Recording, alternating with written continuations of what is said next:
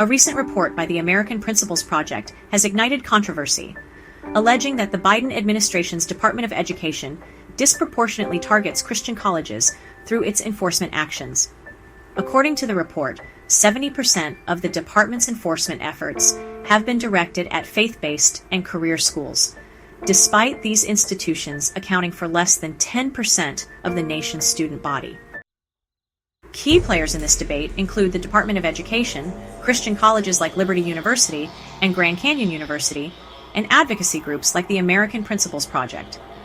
The APP claims that federal oversight is being weaponized against institutions that do not align ideologically with the administration.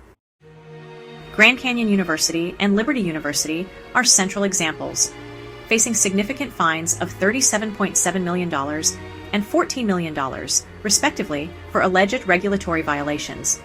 Grand Canyon University is appealing its fine, arguing that its doctoral program costs were not misrepresented.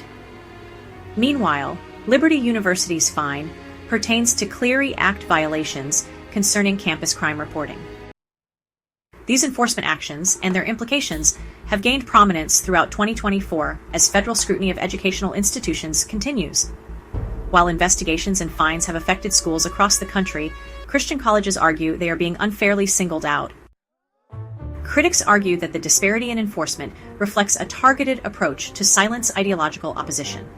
John Schweppe, APP's policy director, contends that the administration uses its power to penalize dissenting viewpoints under the guise of regulation. Supporters of the administration counter that its actions are based on ensuring student safety and upholding transparency in higher education. This debate extends beyond specific fines, raising broader questions about religious freedom and federal oversight in higher education. Christian colleges worry these actions could stifle their missions, while critics of faith-based institutions argue for accountability regardless of religious affiliation.